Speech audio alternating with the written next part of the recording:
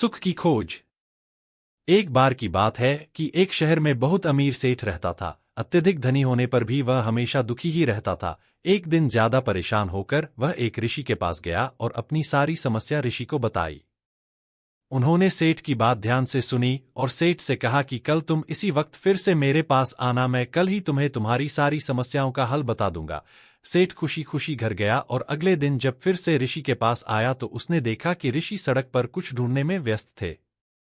सेठ ने गुरुजी से पूछा कि महर्षि आप क्या ढूंढ रहे हैं। गुरुजी बोले कि मेरी एक अंगूठी गिर गई है, मैं वही ढूंढ रहा हूं पर काफी देर हो गई है, लेकिन अंगूठी मिल ही नहीं रही है। यह सुनकर वह सेठ भी अंगूठी ढूंढने में लग गया। जब काफी देर हो गई तो सेठ ने फिर गुरुजी से पूछा कि आपकी अंगूठी कहाँ गिरी थी। ऋषि ने जवाब दिया कि अंगूठी मेरे आश्रम में गिरी थी पर वहां काफी अंधेरा है, इसीलिए मैं यहाँ सड़क पर ढूंढ रहा हूं। सेठ ने चौंकते हुए पूछा कि जब आपकी अंगूठी आश्रम में गिरी है तो यहाँ क्यों ढूंढ रहे हैं।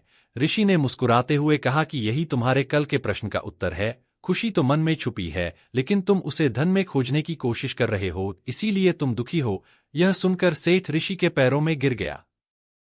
तो मित्रों, यही बात हम लोगों पर भी लागू होती है। जीवन भर पैसा इकट्ठा करने के बाद भी इंसान खुश नहीं रहता, क्योंकि हम पैसा कमाने में इतना मगन हो जाते हैं और अपनी खुशी आदि सब कुछ भूल जाते हैं।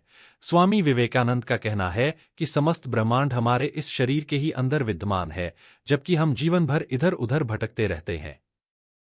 सत्य बोलना, परोपकार करना, अच्छी सोच रखना बहुत बड़ा सुख है, लेकिन हम सही जगह अपनी खुशियां ढूंढ ही नहीं रहे हैं। सागर हमारे सामने है और हम हाथ में चम्मच लिए प्यासे खड़े हैं। केवल पैसा कमाना ही सुख नहीं है मित्रों, अच्छे कर्म करो, अपने माता पिता की सेवा करो और हमेशा दूसरों के हित में सोचो, फिर देखो जो